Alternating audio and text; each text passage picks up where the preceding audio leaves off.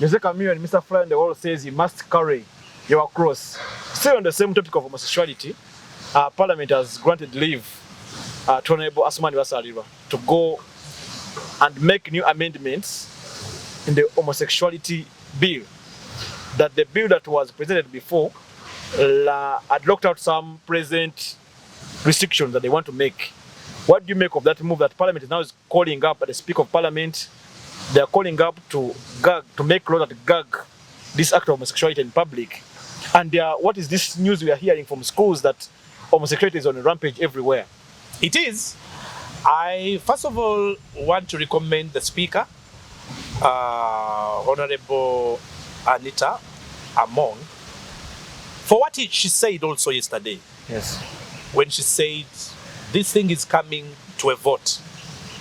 And when it does, we want MPs by show of hands, public, to tell us where they stand on this. I thank the Speaker for this, because it's time for us to find out, are these people genuinely believing what they are saying in public? Are they anti or are they pro?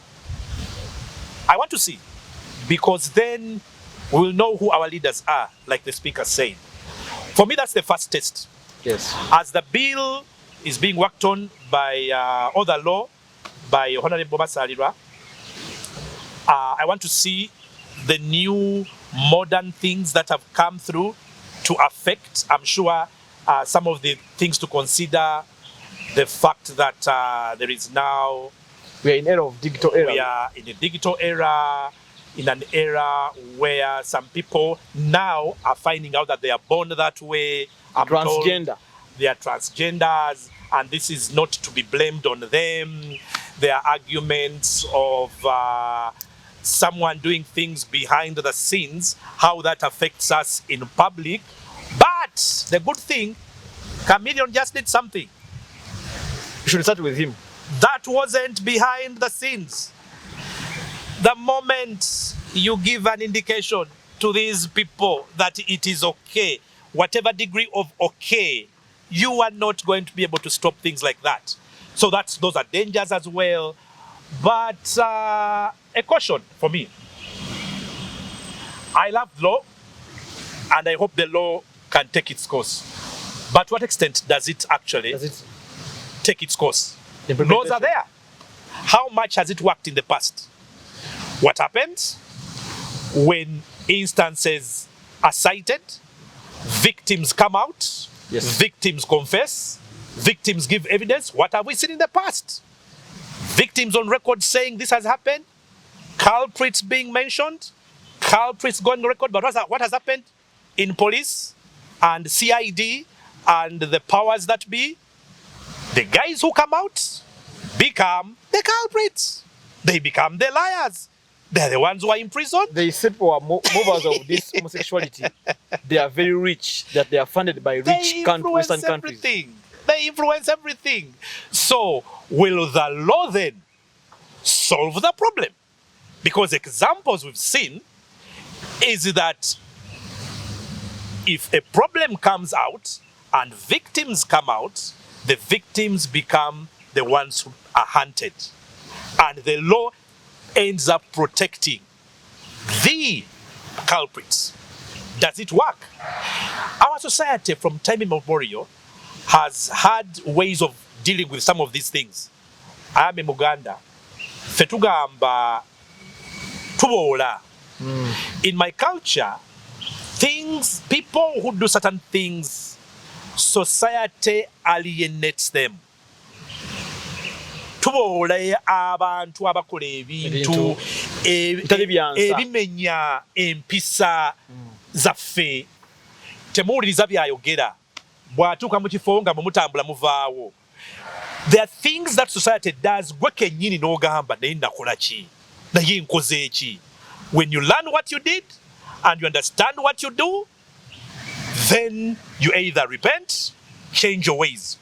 Sometimes that happens and it works, because think about it. The guys arguing for the freedom of these guys, the homosexuals. Yeah. And they're saying it is their space. They are doing these things in private and it's their right, natural. Look, imagine every other person coming out and saying, I'm also a minority. Give me my space. People like who? We are talking about homosexuals. Yes. People who take drugs, they're addicts. It's their right. They love to come out and recognize that they think there is nothing wrong with drugs, because they have their arguments for drugs. They will say, no, let me be. Don't push me too hard. There are different people and different people in society who have vices, which from where they sit, it is okay. Okay.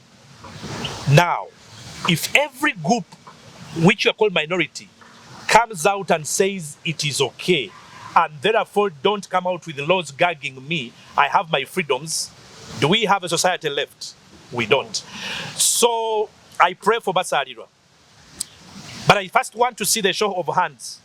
How many in the house? This is the route to go, because that is the foundation we need to understand that we are serious about this. But for me, the contradiction, again, at a time when this is a problem, when a superstar like Chameleon comes out with his brother, timing, it was the perfect timing. At the same time when we were discussing this in Parliament, that wasn't an accident. The same time that Chameleon is doing this act, it wasn't an accident. Don't you see some kind of drawing the line in there?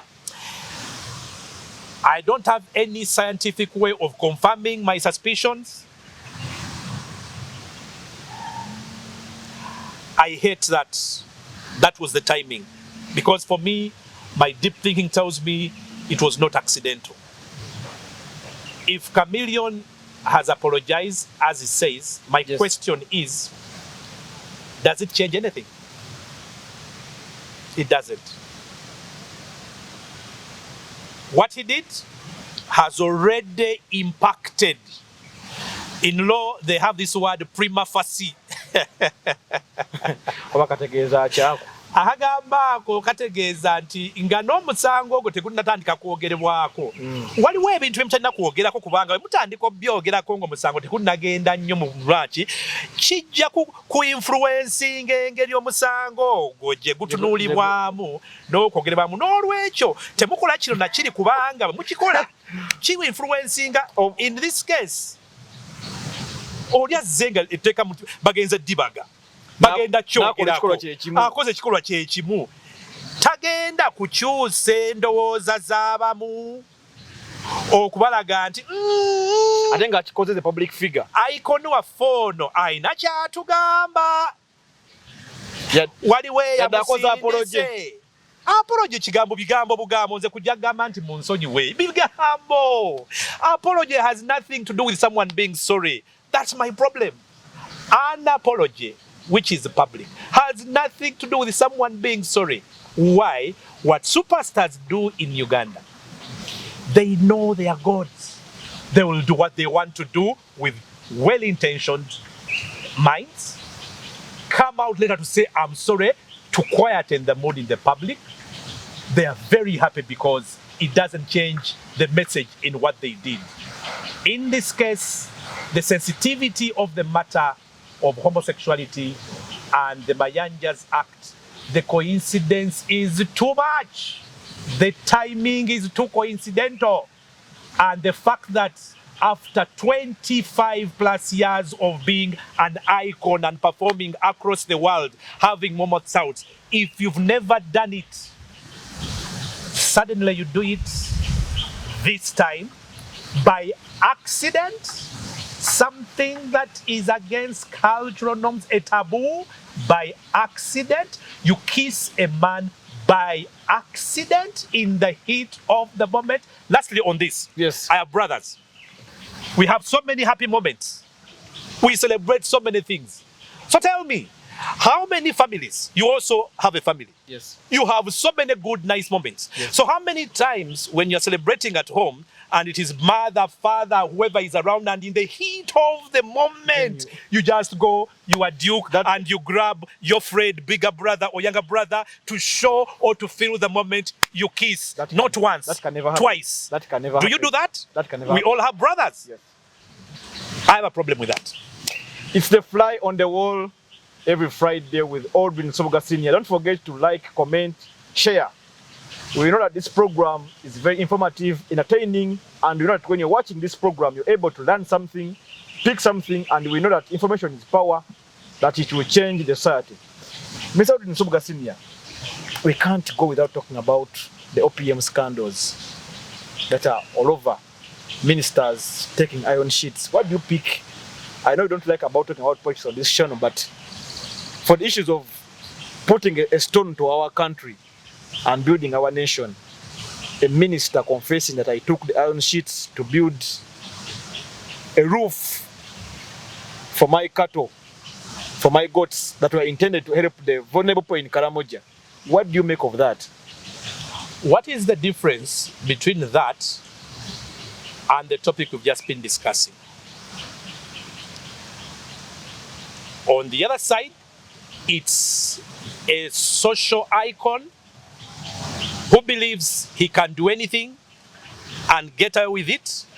All he has to do is to come out and say, I'm sorry, and you cover, the world goes on, when the actual motive has been fulfilled. We are talking about senior government officials, honorable members of parliament, leaders in our country. Yes. Repeatedly, we all know that the public has been very, very critical, very vocal against these acts by leaders, Yes. which are scandalous, and they don't make sense to us who are being led. Yeah. Still, they can go and dip their hands, take something as cheap as iron sheets, Duke. Iron sheets. I call it petty theft. How low can someone go? In villages, people steal goats and chicken. That is petty thieves.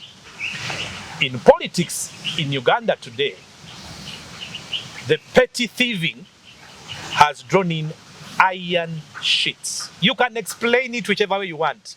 You can say you gave it to schools. You can say it was for I don't know who. Whatever explanation you want to give, thank you very much. We've heard, thank you. The only question that remains a constant: were those iron sheets meant for what they eventually did? No. You diverted. So that means that You diverted. he was called on phone that you come and take the iron sheets. And they took the iron sheets. They took the iron sheets. So all it takes for a minister who has access to so much money, so much cash, all it takes a minister is a call. The moment they hear the word iron sheets, all it takes is to say, I have been requested to pick iron sheets, and I pick. So Does bad. not add up. This society is sick. Ugandans, we are forgiving. It's been talked about, we are going to forget it. Life is going to go on. Still, you are going to say, we've received explanation. Goodness me, Ugandans, there is a total lack of shame. Because at this time, if I were a minister and my crime is stealing iron sheets, I would leave. It's iron sheets. It's not 5 billion. It's not 20, 40 billion shillings. It's iron sheets which are used for pigsty. I don't know. You can use iron sheets for anything. The cheapest thing in the world. It's iron sheets. Minister, you are still a minister when you stole iron sheets. I don't get that. Society, that's how Mr. far Aldrin Soboga Senior, and how low we've dropped. when you're driving your car in the city of Kampala, you find kids from Karamoja begging. They're on the street. But the funds intended to go and help them, they don't reach out to them. And these kids so come to cities like in Kampala to start begging. And so they will put the burden to you who's driving your car they'll snatch your phones, you'll find them in the wee hours of the night sleeping on the road, trying to beg. How unsympathetic can someone be like a minister to take a blessing for this Karamoja person when they are still in the Karamoja? I think the sad bit is that our leaders in government and other sections of society, most of them, they have already decided that they are Ugandans who don't deserve to be Ugandans. Yeah, for me, when leaders decide for themselves that certain human beings don't deserve to be human beings, they don't deserve to get the basics in life, knowing, as we all do now, that the iron sheets were meant for the people of Karamoja to put shelter over their heads. It's the most basic of human needs, the most basic. If you decide that they don't deserve to have them, my animals deserve that. Schools elsewhere, Don't deserve not in Karamoja, deserve it. It doesn't matter where you diverted it. You are saying the people in Karamoja don't deserve it. And so they will come to the streets of Kampala. And in the end, you have them in the streets of Kampala. Then we hate the kids. Then we call them rowdy. Then we throw them off the streets. Then we blame them for everything they do. Throw them in cells. Because they are behaving, they are making us uncomfortable, they're thorn in our flesh, and it all began with us. And we are leaders. What is the criteria of leading Ugandans? What is the most basic requirement to be a leader in Uganda? Because now we know morals are not part of it. Now we know integrity is not part of it. There is a word that normally comes with these things. A man of high moral standing. Standard. If you are making or doing campaigns for any leadership, this would be one of the fundamental things you must pass. What is his moral standing? What level, what standards does he meet before you are either nominated or elected? Uganda has repeatedly and continuously shown that it's not important.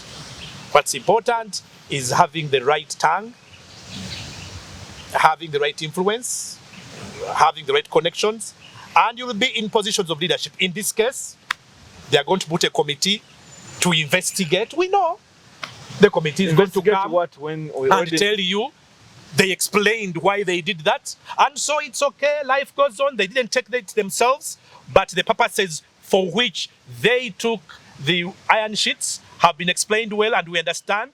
As long as they haven't used them personally, it's okay, life goes on. And then you come back here, you can say, let's talk about it. I think at some point, talking about Ugandan leadership, I think should probably take leave. And we guys into football and other things, I think it makes more sense to talk about that. It is very sad, and we request the powers that be to act accordingly on this matter so that Karamoja people can get justice through this matter. As we wind up this episode today, Mr. Asuman Senior, let us talk now international sport, international football. Arsenal still on top, Premier League, like it has been. Manchester doing the catch-up like always, but the biggest talking point of their last weekend was Manchester United winning Newcastle in the Carabao final. After 6 years without winning a trophy, Ten Hag comes and delivers. 2-0, Rashford scores, Casemiro doing very well. They take the trophy. Congratulations to Man U. I say that with a pinch of salt. I can never wish Man U well as a Liverpool supporter. But football is football. You've got to give credit. If I'm a Manchester United supporter or fan today, I would put my eyes beyond the Carabao Cup. I would be so happy because I would use a few words to say Manchester United is back. Is it? Is back in what sense? Winning things. Teams like Manchester United, Liverpool Football Club, Real Madrid, Juventus.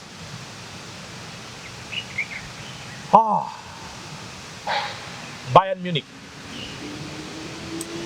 Their traditions are founded in winning.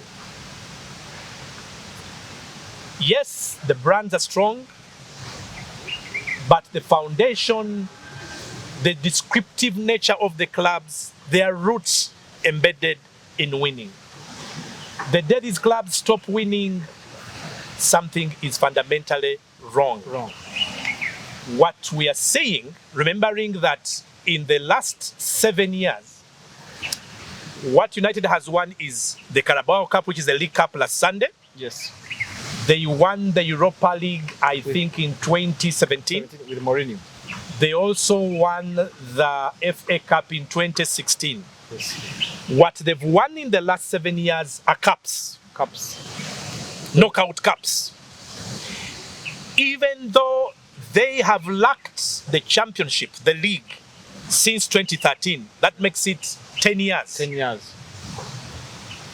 Even when they are so weak and they've been so poor to win the league, in that spell, their DNA, which is a winning DNA, has made them win at least those three. The message for United fans under Erik ten Hag is that his first priority was to change the mentality which had gone away from that group of players. A reminder that we play for this club to win. The complacency had become too much. Yeah. What Ten Hag has done is to say, no, this club exists to win. We've won the Carabao Cup. I'm telling you, we are going to start winning again. Remember, I've been consistent in saying, even though Arsenal are my runaway favorites for this title, I've told you before, United are not out of it. As we speak, they're only 8 points away from Arsenal, with at least 15 games to go in the season. With United winning the Carabao Cup, a United team that once was 12 points behind Arsenal and beat them to the title, in a competition that now has not just one but two, City and Arsenal in the mix, each dropping points here and there. United winning Carabao. The players have seen, the character I'm seeing that United team. You cannot put past them now, not to say this in public, but in the dressing room, they are being psyched up now. Ten Hag is telling them, guys, we can win the championship if we put up the run. It is United. All I'm saying is a United team that is going to become a problem for the Premiership. Ten Hag eliminated Barcelona, Xavi Hernandez in Europa Cup on Thursday, and then he won Newcastle on the weekend. Can we say that Ten Hag is going to be a new Ferguson? Too early to say. But if you look at Ten Hag at Ajax Amsterdam, the way he goes about preparing and setting up his team, he is not a one-off coach. Ten Hag is not your Mourinho. I want to win the cup and a cup and a cup. No. Ten Hag is your type of coach who sets up a system to win, not once, but continuously.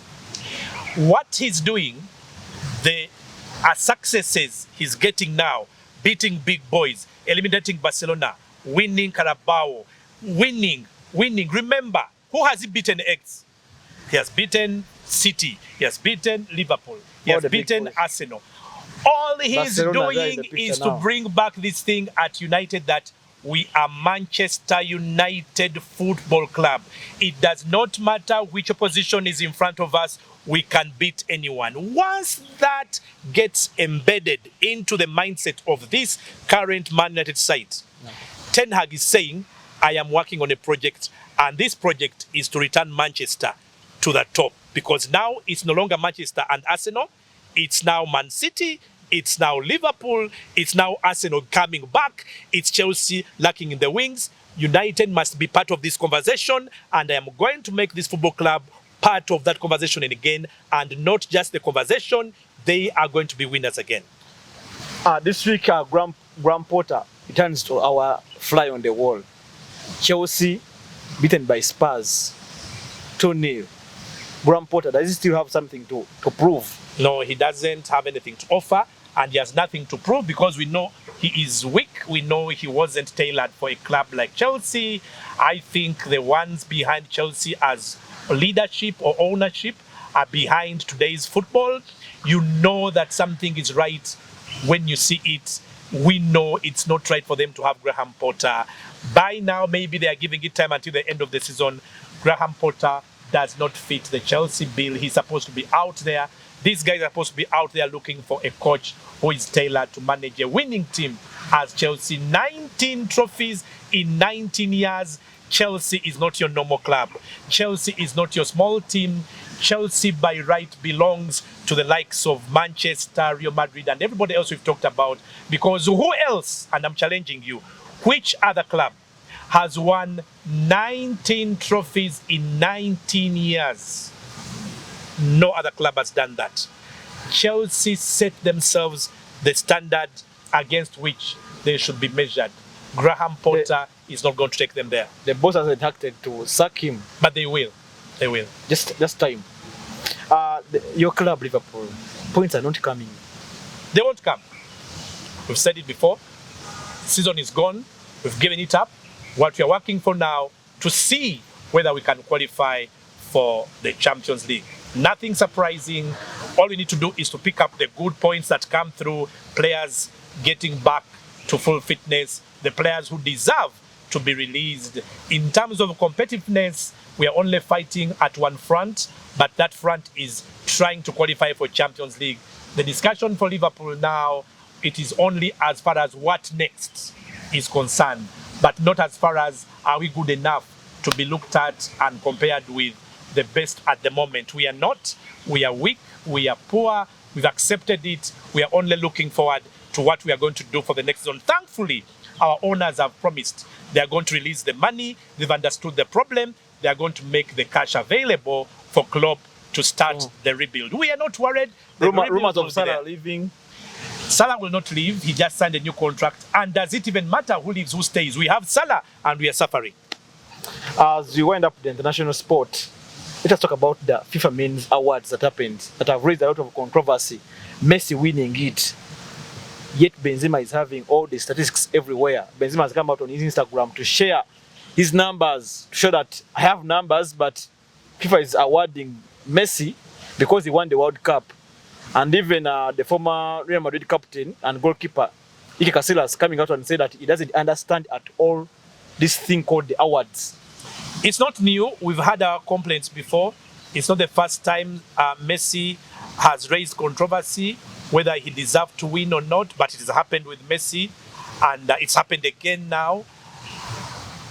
I will this time understand where FIFA are coming from. It was the year of the World Cup.